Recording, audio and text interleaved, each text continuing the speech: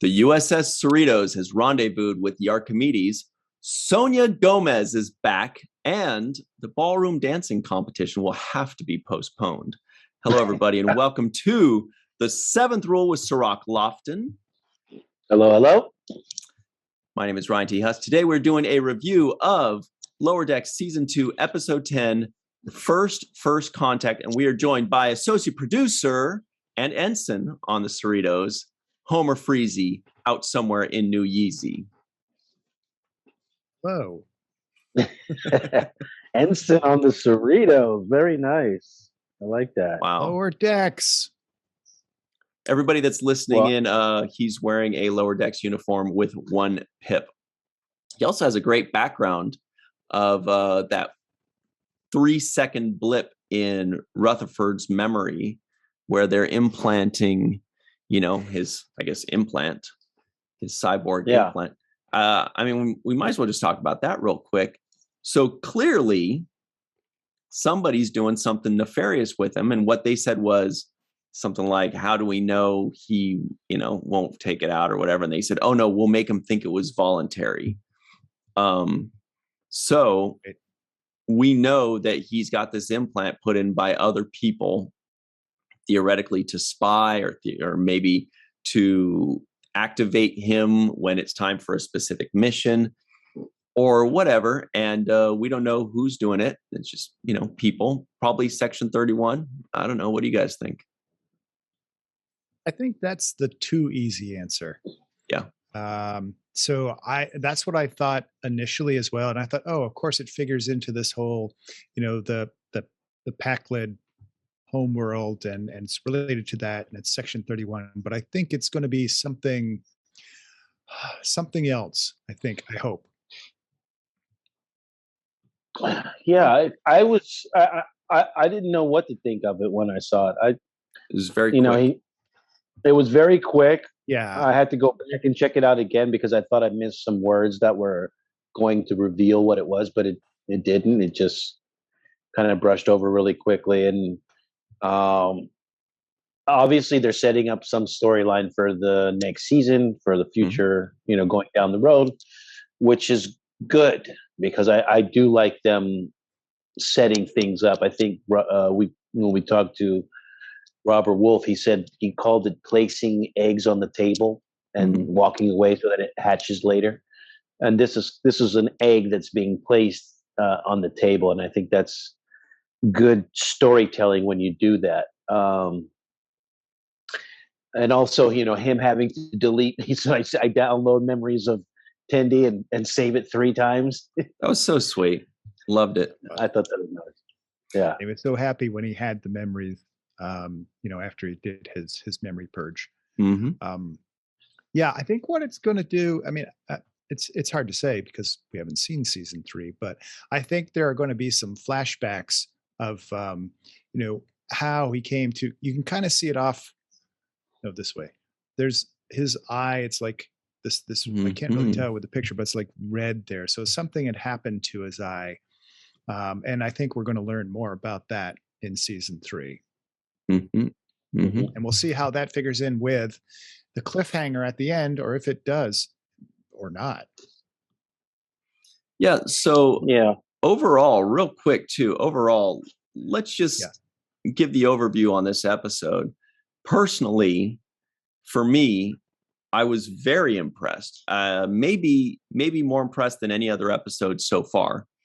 I was very pleased, very excited, and I just continue to be pleasantly surprised by how good this show is and how good it's growing into, itself.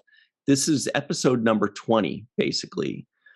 And they have hit their stride. It's so good. It's hilarious. It's gripping. They're getting more into the big picture of the Alpha Quadrant rather than just small isolated little incidents between lower decks in the mess hall or whatever. And I just think that this second season and this episode are just home runs. They just keep knocking out of the park. it feels like an A+ episode to me, and it feels like Mike McMahon and company are A+ Star Trek fans and A+ storytellers. That's all I got. I was just blown away. I was just very, very happy and very impressed by all of this.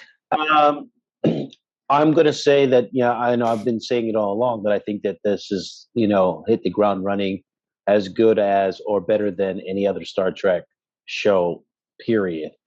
It's just they know their identity, and they're really expanding upon that.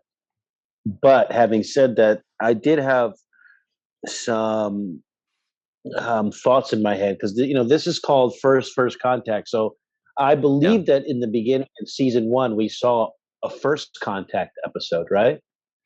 I think it was the second contact. What did you say, Homer? It was called second contact, right? So I was a little bit disappointed that was kind of recycled, that the theme of a first contact or a second contact was kind of being recycled. So that's my only takeaway or criticism of this episode. I was like, we've done this before in some variation. I don't know if you felt that too, Homer. No, I didn't. And I was thinking of it a little bit like from the standpoint of the Cerritos, not the mission itself. It was the Cerritos' first contact. And so it was celebrating the ship and its crew as a whole, rather than just talking about the mission, the mission in general. So I was totally fine with it. I was thinking that maybe, the Captain Freeman Day banner that Boimler had made, it was going to be first contact, and it said first contact, but I'm actually okay with that as well, because that is from the perspective of the crew rather than for us. If that makes sense. But I was fine with the title of it. Let's go over a few, since we're tickling around some of these things. There are a few Easter eggs and references to previous Star Trek series. Number one, like you mentioned, Homer, Captain Picard Day, which was originally on Next Generation. There was a big Captain Picard Day, or it's Captain's Day or whatever. Right. And so now they had a Captain Freeman Day, which was great. And it set up all the funny jokes about, she's going to think that children drew that banner, but it was really Boimler, that poor sucker. There was also Sonia Gomez. And Sonia Gomez was also in a Next Generation episode. She was like an ensign, was she, Homer, I believe? That's right. And she spilled coffee on Captain Picard, or was it hot chocolate? I thought it was hot chocolate. I think it's hot chocolate. Yeah, she spilled hot chocolate on. And so that's why when the ensign made a mistake around Sonia Gomez, she said, "Don't worry, I've made much worse mistakes around much more intimidating captains." I'm assuming the lady that did the voiceover for her was the same actress. I didn't check on that, but it must have been. There was another one that I can't remember at the moment, but you mentioned something that reminded me of it, Homer. I don't know what I mentioned. Me neither. I thought the dolphins were a callback to something. No, they were just hilarious. So the dolphins were never in a Star Trek anything. They were, so cetacean I thought that was going over my head. Right. They mentioned cetaceous ops, but they've never, to my knowledge, or did they show it like in a blueprint or something, Homer? Oh, I think it's in a blueprint. It's probably in a blueprint, or maybe it's in like the TNG manual, but it was definitely a place on board the Enterprise. But here we get to go there, and I had always thought, I didn't really give a whole lot of thought to cetacean ops, but I had thought it was going to be a couple of whales like from Star Trek 4, like George and Grace's, like that place is going to be huge. But instead, they were beluga whales, which I had to do a little research. I'm like, these guys are shrimpy. They look like dolphins or porpoises. Porpoises, really. Yeah. But it turns out these things can be like 8 feet, maybe a little bit longer. And so it totally fit. I was pleasantly surprised that I was wrong about how big whales can be. And they were very naughty whales, by the way. They were naughty whales. Very and playful, not always but in the loop. I think one of them uses Twitter and one doesn't and knows what's going on, or gets the briefings with Neelix. I don't know. One's not up on things. So I thought that was a callback, and he kept saying, "You're looking sweaty," and I was like, "Is this?" I know.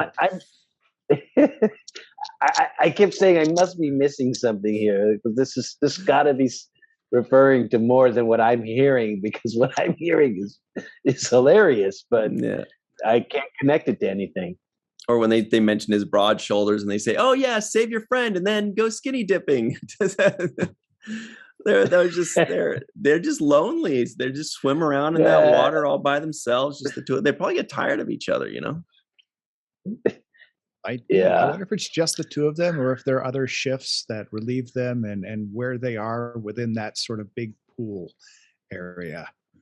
Mm-hmm. Then the other dolphin says, "Hey, you're looking sweaty." He's like, "I already said that." Catch up. I know. Oh, now I remember another. So another reference or Easter egg. Okay, so it's called First Contact, but a lot of that also, I thought, helped to reference that there were some things in there that we recognized from the movie First Contact, which was the 7th movie, and a lot of it, you know, like the space suits and the spacewalk when they're out on the hull of the ship and pulling off the things. That was like on First Contact. And they even had the twisting handle, you know, where they put their hand in and they twist the handle and pull it out. Yeah. That was very clearly done on, you know, the Star Trek Next Generation movie First Contact. And it looked exactly the same. And I recognized it because that was a very tense scene in the movie. And they had that exact thing with the twist, the pull out, right, Homer? Yeah. Yeah, Ryan, since you say that, it actually brings up another parallel that I hadn't thought of from First Contact. It's when Worf is out there on, I think it's the deflector dish. I'm not sure what that, or whatever that place is on the Enterprise is called. Mm-hmm. But he ends up, there's this fight, and he ends up with a rip in his suit. And so just like Boimler, after he had released it, he had the rip in his suit as well. Mm-hmm. So I thought that was a nice parallel. Whether or not that was intended, probably was. I hadn't thought of that. Yeah, with Worf, it was on his leg, and with Boimler, it was on his shoulder. But that's true. It's recognizable imagery for sure. Good point. Thank you.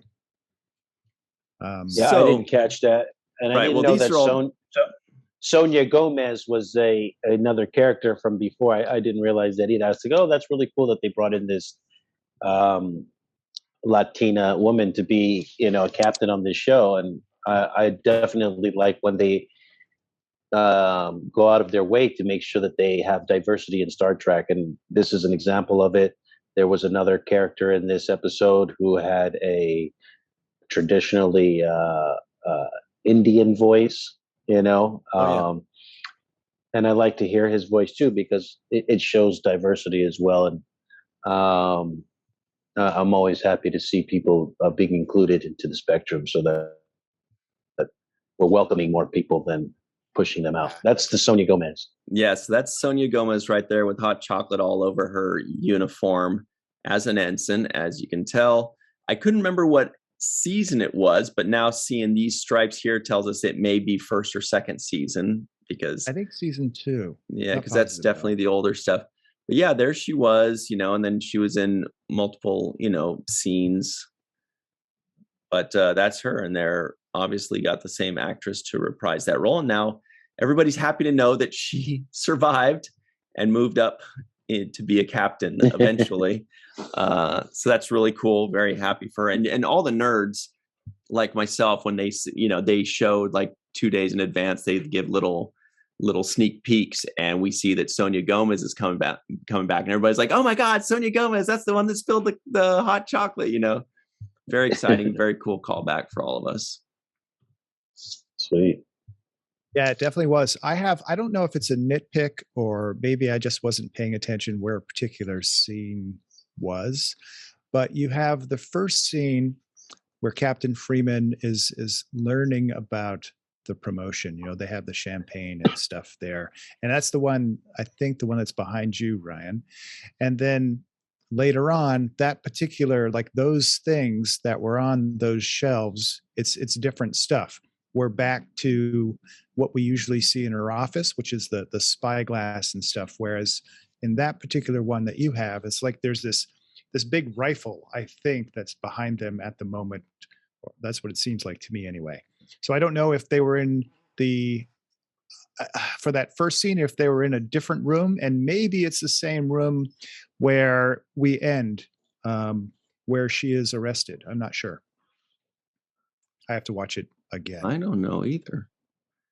That was a really cool scene though, when they have the twist at the end. I mean, I don't mean to bounce around a bit, but like that was a very, very cool scene because she comes out and everybody's like, yay. And then like, it's super dire all of a sudden. This episode is my favorite of the 20 so far. And I am totally fine with it ending on a cliffhanger. I'm like, okay, that's cool. I like that.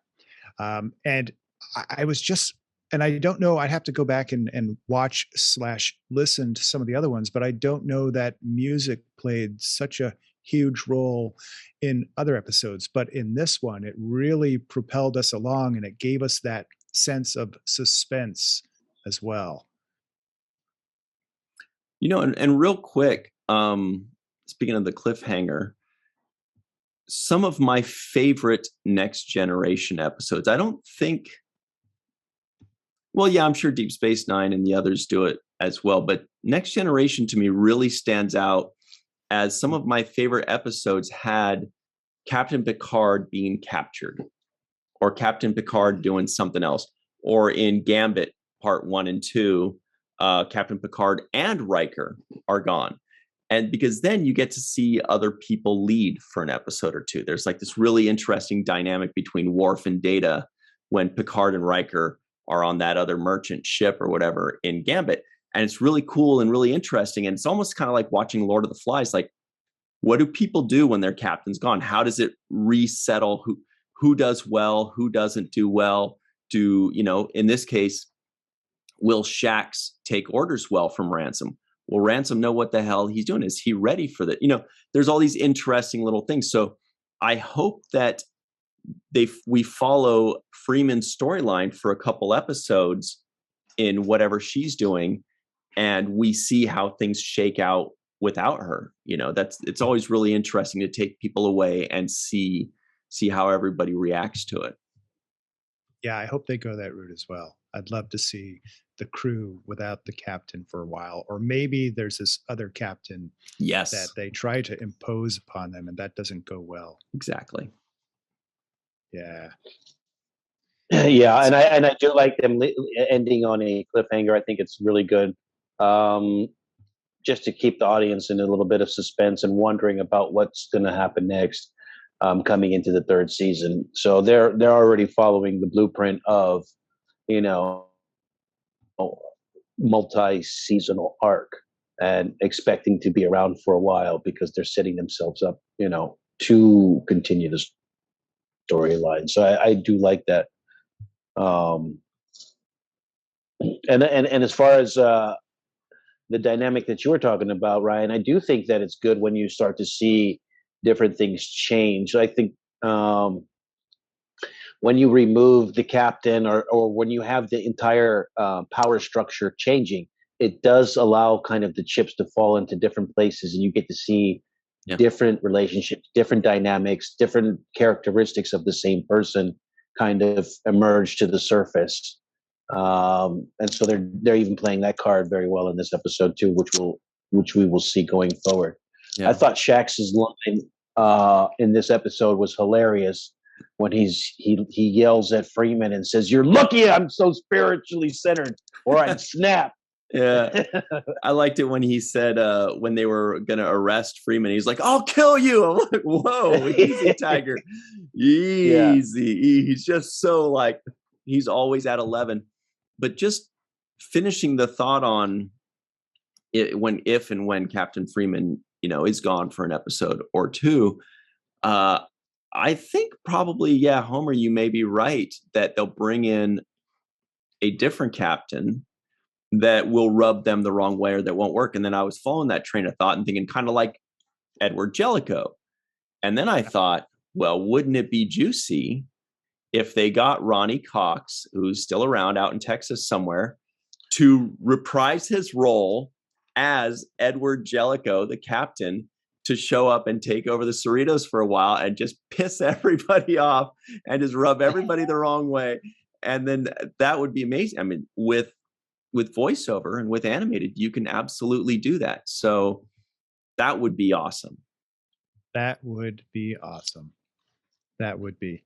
I think they left this episode with so many places to go, with all of the different crew members. We have Rutherford, we have Tendi, who is going to start in this new career in science itself proper. You have Boimler, who has this sort of humbleness now, talking about, when you've been in whale pee or whatever it is. So, and then we've got Mariner, who's like, she and her mom sort of reconciled at the very end. It's like, okay, yay. And then crash, mom's gone. So she's going to be dealing with that. You have the entire crew dealing with the departure of Freeman. So I think there's a lot of different ways, a lot of different things that can be explored in season 3 and beyond. Definitely. Well, so, Ransom had a funny line because Mariner, she says something to the effect of, "Oh yeah, that's great. Like, pretend like you're the commander." And he's like, "It's not an illusion. I am your commander." And he's so self-conscious of that. It's kind of funny to me. I love the lines. Yeah.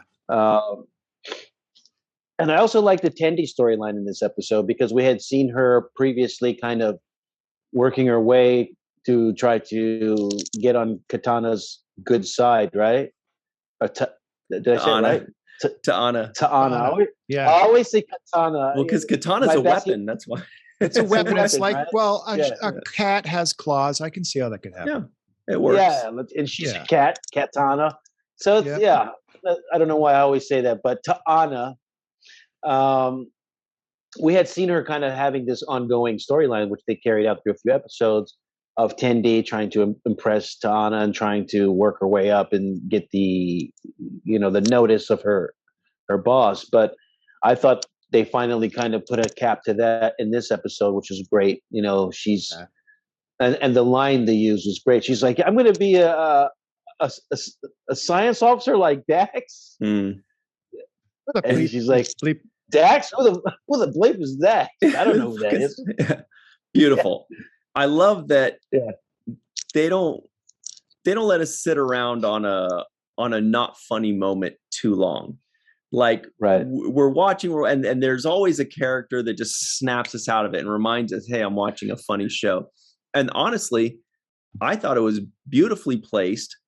And I even played it back like 3 times just to hear exactly what she said and how she said it. Because I don't know why, but just for some reason, they put the comedy in the right places. And it's always, there's a little bit of shock factor in there, a little bit of shock value. And I loved it. I thought it was great. It seems like Dr. Katana has a great moment in every episode, whether it's jumping into a box or in this episode, she was also purring. Like at first she was like, I don't want to hug it. And then she's like, I'm okay with it. And she starts to purr. I was like, oh my God, this is so freaking cute. I love it. It's hilarious. It's hilarious what a cat she is. Pretty soon there's going to be a moment where Shax is trying to work on the computer and she's going to walk and just sleep on the keyboard. Because if anybody has a cat, they know if you're reading a newspaper or reading a book, the cat's going to sleep on the book. If you're typing on something, the cat's going to sleep on the keyboard. They're like, pay attention to me. You don't have a choice. And then obviously the language that they use, the writing is just good. Because obviously, you're dealing with animation, so a lot of it is just writing and not so much as an acting, right? We're voice acting, so there is acting. Let me take that back, but not on camera acting, so you don't have to worry about looks that you're giving or wardrobe or whatnot. or hitting your mark. But the thing that I did like is, there was a moment they were like, yeah, should we, give her a round of applause when she's leaving? And Mariner's like, that sounds like betrayal, but with clapping. And I love those lines, right? Yeah. Beautiful. Very smart. Very Yeah. smart. We also had a few NAMs. Just real quick, we had Kirk with the NAM, as you mentioned. Dax had the NAM. Spock was the other part of that. When she says, "What? Who the fuck is that? I don't know who that is. I mean, like Spock." Oh, okay. Like not like Dax, like Spock. Got it. Yeah. Those were the 3 NAMs I heard. I don't know if there are any others, but I think that was it. Yeah, and Mariner said, she called herself, "I'm a Kirk-style free spirit." Another just fun type thing, like how they constantly referencing, the canon, and they're always going back to it. So it's like a limitless well that they keep drawing from, and it allows them to not only tie in some of the old storylines, but gives them an anchor to something that's already known, but then they spin off and go into their own direction in whatever they want to do. The pack leads, the pack lead explosions and this and that. And so I love the way that this show balances a new adventure with familiar ideas, storylines, and characters. Well, look, this show, and I'm sure this has been said before, but this show is very clearly a love letter to Star Trek. It's a love letter to Star Trek, and it comes through with the references, with the Easter eggs, with the heart of the show, with all the characters that we see coming back, from Riker to the Data mentions to the Sonia Gomez's, and it's the kind of show that just makes longtime Star Trek fans feel really good. Like it almost feels like, and I'm sure like it's amazing for new Star Trek fans, kind of such as yourself in a way, Cirroc, or other fans. It feels like it's great at bringing in new fans as well. But for those of us that have been watching Star Trek for decades, to use the common parlance of today, we feel seen. We feel like we are being represented, and we feel as though Mike McMahon and company are writing a love letter to Star Trek and to Star Trek fans. And it makes us feel, honestly, it feels good to watch this. It feels like, hey, these guys get us. You get us, And I don't know, do you get that feeling, Homer, when you're watching it, or do you just watch it and laugh? No, I totally get that feeling. And I have to confess, I didn't laugh during this one, but I appreciated the humor. Son of a... Yeah. Yeah, no, there's so much in it. And it's one of these things you have to go through and watch several times to pick up on it. And it's almost like you have to freeze frame, not every single frame, but close to it in order to see everything that is on that screen. Because it's not just the characters, but it's like what is on those shelves behind them there in that particular scene. So it's really fun that way, and there's so much to find. I even pause. I mean, it takes us like an hour to watch this show because we're pausing it so much and taking so many notes. But I even paused it when Rutherford was looking for Tendy's name in the database. I was like, I wonder if there's gonna be a name in there, and I didn't find one. Did you, Homer? Because I'm sure every nerd did that. There was one name that was, I think, Tempest. Like, so it was just. Yeah, I saw that. I was wondering if that was like Shakespeare. Yeah. Nah, and so I was like, all right, that's okay. But I didn't see any names that I recognize, but there is probably a connection if we dig for it with some people that are related to the production itself. Well, and this was definitely less of a funny episode and more of just an all-around good episode. It was exciting. It was enthralling. Yeah. And so, Homer, you said you didn't laugh. I laughed once. Yeah, this out one, loud. It seemed like the pace of this one was more like a movie that you would go to see that's in 30 minutes. And they jammed a lot into those 30 minutes too.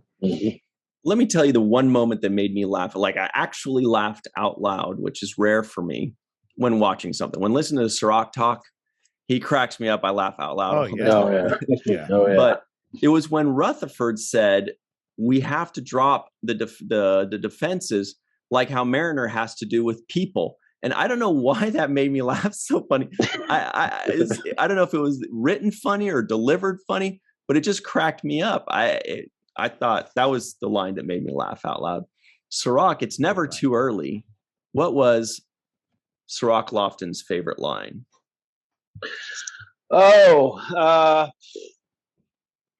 Favorite line. Oh, my favorite line. And, just want to piggyback off what you're saying. This wasn't so much as the funny episode. Like I didn't find moments where I was laughing out loud as I have in the past. But it did have really good storytelling and character development. So I traded the laughs for a really good story and getting to see relationships and characters develop. But my favorite line was when Rutherford was getting his memories, was working on his memories, and he was trying to download and he was getting advice about what he needs to do. And the guy said to him, he says, if you can't make new memories, does it matter? Yeah. And I just thought, wow, that's like we hold on to so many memories, but if you can't make new memories, then, what good are the old memories, right? It's kind of, so I kind of like the value in that statement. It made me kind of reflect on what that meant and how important it is to cherish the present and the moment that you're in and creating these new memories.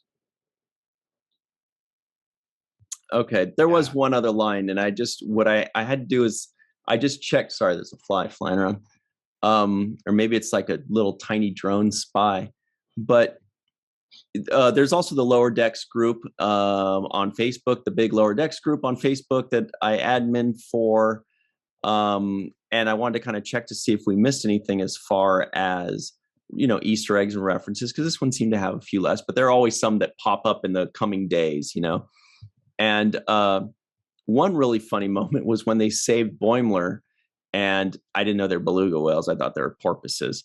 The beluga whales said, "Spray them, keep them wet," or said, "Spray them with water, keep them wet." I like that one a lot. So I like the beluga when he said, "Hey, did you guys celebrate Captain Freeman's Day?" And they're like, "Nah, that's for calves." Yes, I don't know why I thought that was funny. So real quick, I'll just show a few of the comments since this is the last episode of the season. So I think we should give a little kudos. Levi says that was an incredible finale. There's a lot of this kind of stuff. Cliffhanger. Then there's Ryan kissing butt over here saying how great it was. Melissa says, "Whoa, best finale from Warren." Dennis says that was so amazing. Show says so good. Ian says, "Whoa." Jesse hates the to be continued. Hauk has a lot of good stuff to say about it. Felix said, "Make Mike McMahon the exec for all Trek. He truly understands what great Star Trek is all about." That's pretty cool. Stu says, "This had no business being this awesome." That's hilarious. Jesse has more good things to say. Ken agrees 6 seasons and a movie. He agrees with you, Cirroc. Many, many seasons to go. I mean, it's just all good stuff. This is how much people are loving this. And I feel like this needs to be seen and this needs to be shown. Except for Watts. As a ballroom dancer, this is not acceptable. Dang. Yeah, you're not supposed to throw your shoes serious. Like that. Our boy Andre says he loved it. Undercover Section 31. Oh my God, Captain Gomez. I mean, like it just goes on. And this is just in 12 hours, basically. And they are just going, what is going on here?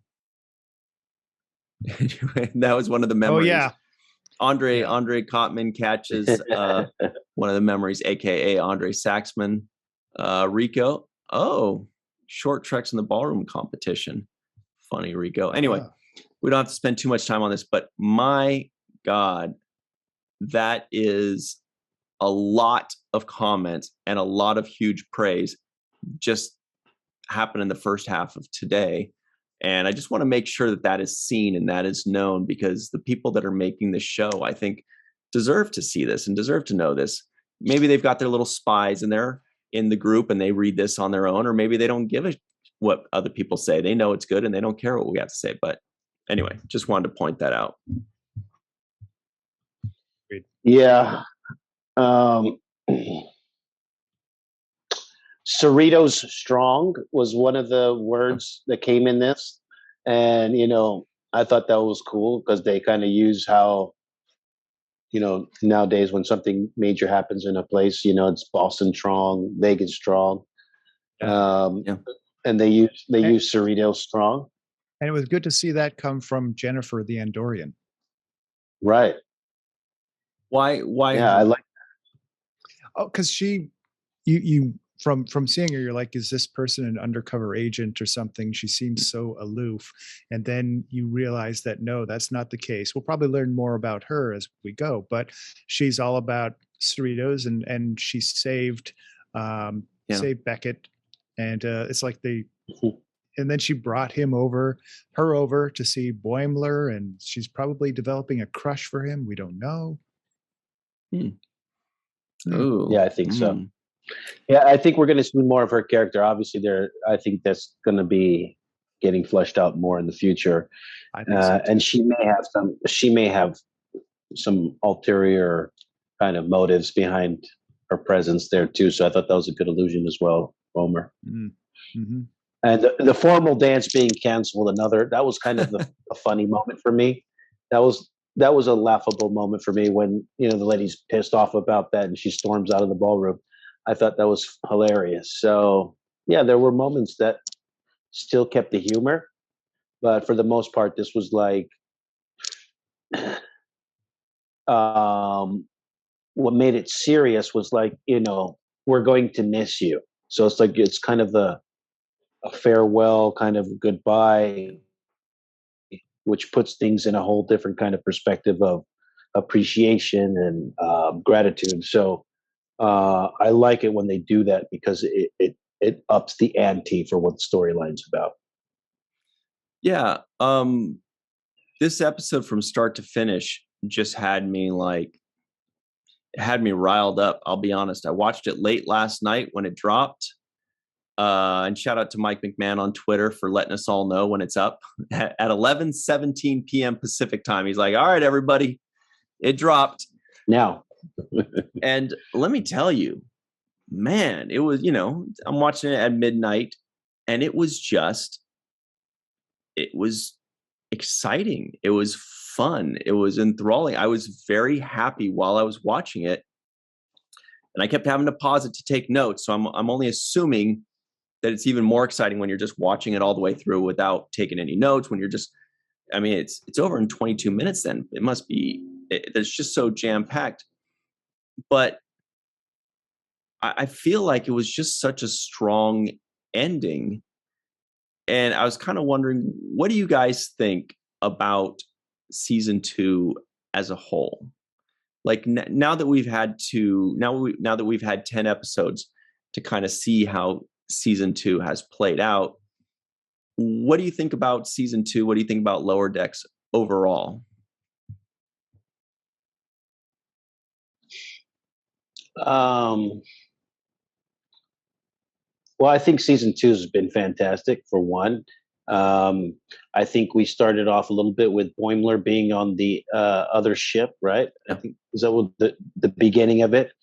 And what I've noticed is that from season 1 to now season 2, I believe that the story has become a little bit less about Boimler, which I thought Boimler was the main focal point in the first season.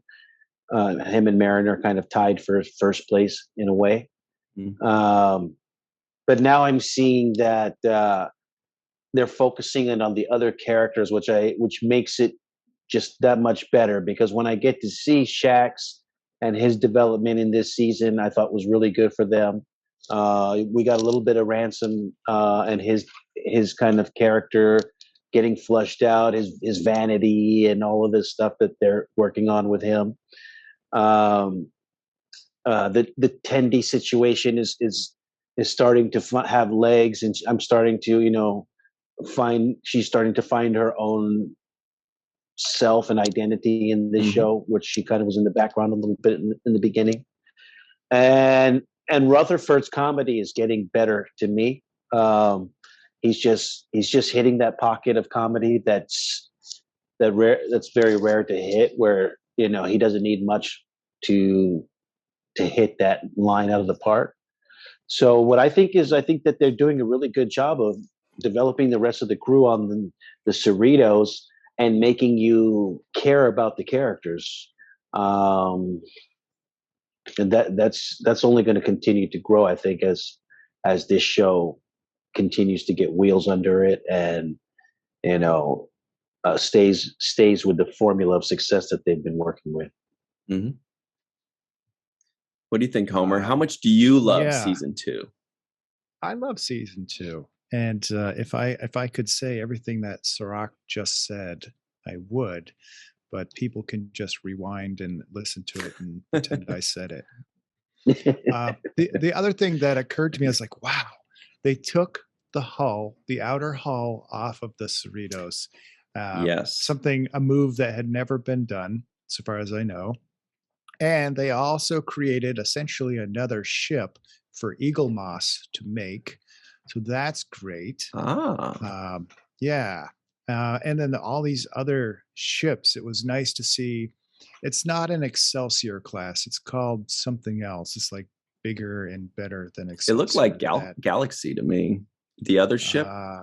Yeah. The Archimedes. I don't know what it is, but it reminded me of the Enterprise E a little bit. I can't remember what it's called, but so all these ships, and they look fantastic. Oh yeah. Was it the one that's named after their art director? Yeah, I think that's the Archimedes. Yes. Yeah, it's like 5 letters, 3 anyway. Yeah. So they're I mean, again, I agree with everything Cirroc said, and we're getting so much more from the different characters, and occasionally they surprise us as well, but in a way they don't. So you have Rutherford and Tendi, where they watched the I want to just say the phenomenon. I don't know what what it's called, but it's a callback to when they were there together in this tube, and he's like, you think he's going to profess his love for her or something, and he says, I love the Cerritos too. And he had this hesitation. You were talking about how Eugene Cordero has this timing. And I was like, okay, he's going here. All right, that's fine. Oh, he didn't go there. Yeah. I appreciate that moment. That was a great moment. I love this ship. I love this ship too. And they shared that mutual love for the ship, but that just brings them closer together because they do have such similar interests and they do get along so well. By the way, it's Obena class, Obena, however you pronounce that. I think it's Obena. But yet, Cirroc, I thought of you when they showed the Cerritos totally stripped down without the hull, because we kind of get into when they have those cool nerdy ship discussions, or they're saying, oh, when Miles O'Brien is saying, aft thrusters or coming in for the kill or whatever he says, or when they have really cool shots of the ship. And this was something we've never seen on Star Trek, was a stripped down ship. And to me, it almost looked like if you took the skin off of a human and you're just seeing its musculature, right? It looked like if you took the skin off of a human or an animal, and because it was red and muscly. I don't know if you guys got that same impression, but what did you think about that whole scene showing the ship? I thought it looked really cool. Well, that's what made me think of it in terms of an actual filmed Star Trek as opposed to an animated Star Trek. They gave the element of a real Star Trek episode or film and brought that to this animated series. So to me, I was like, oh, that's pretty cool. I never heard of anybody doing that before.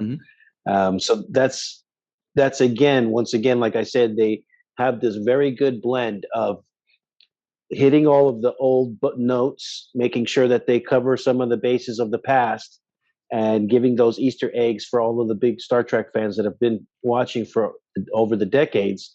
But then they also cover new ground in doing something that hasn't been done before, which was clearly in this episode, which removing the hull. So I thought that was a great addition. It reminded me of some of those scenes in Star Trek where they're like, we can't do it. And it's like, well, reroute the power or do this, or what about the shields and this and that?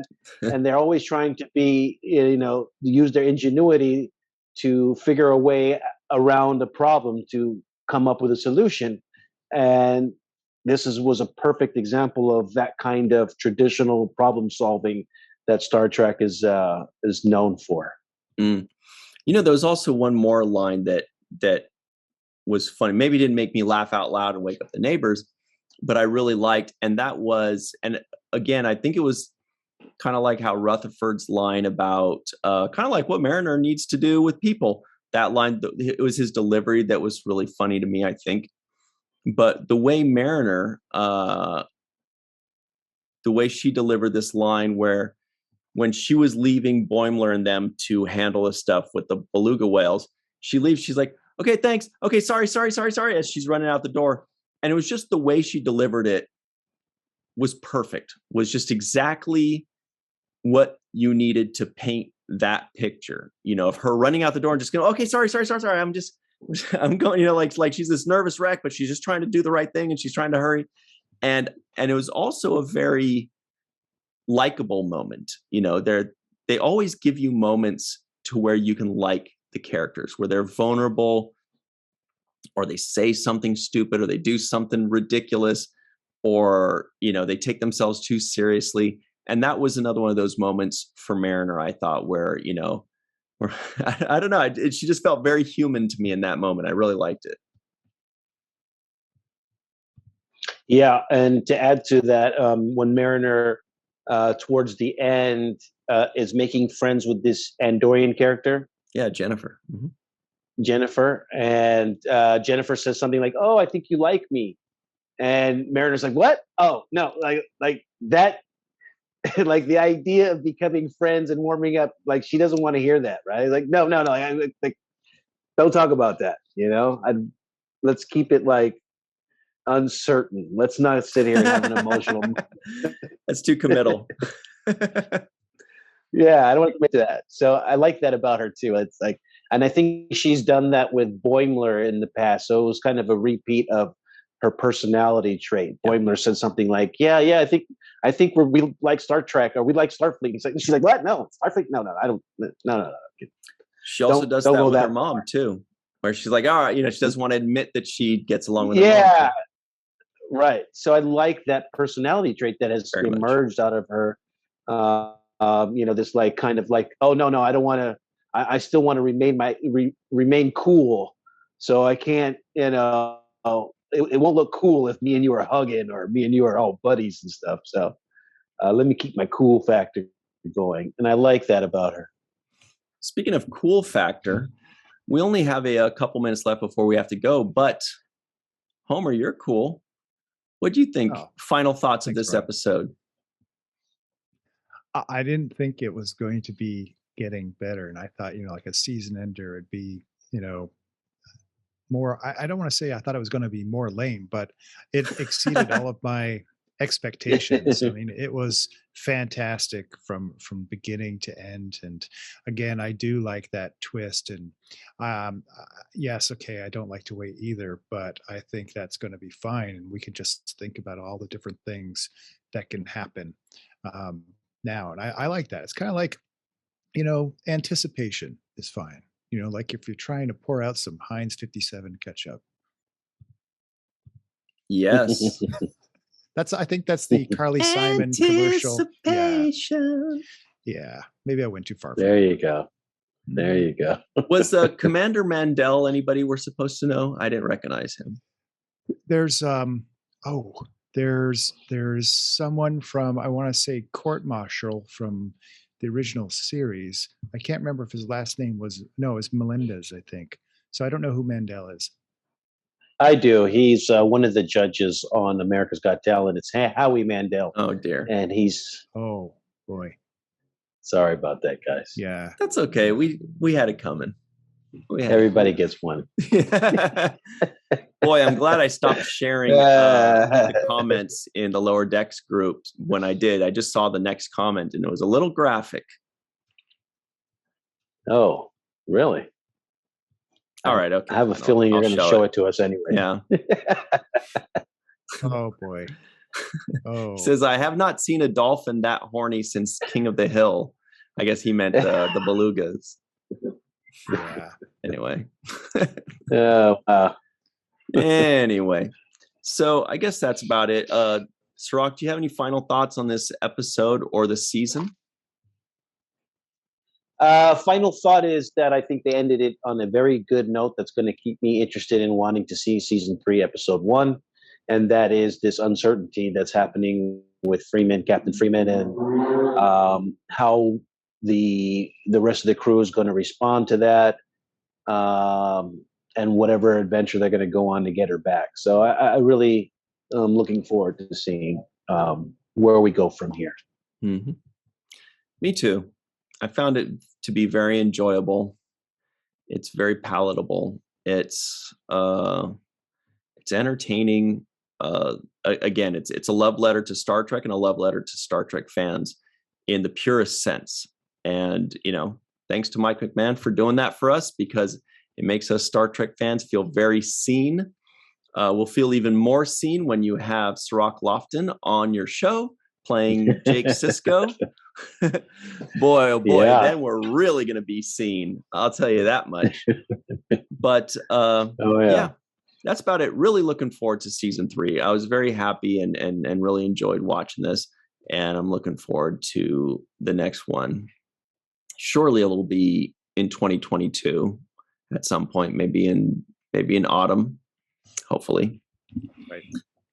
Great. Yeah, well, everybody. Oh, I'm so sorry, Homer. You were saying something. No. I echo your comments, and I if it's possible, I care more for the characters now than I did before, and all these different nuances that they are introducing, and so I want to see how each of them turn out.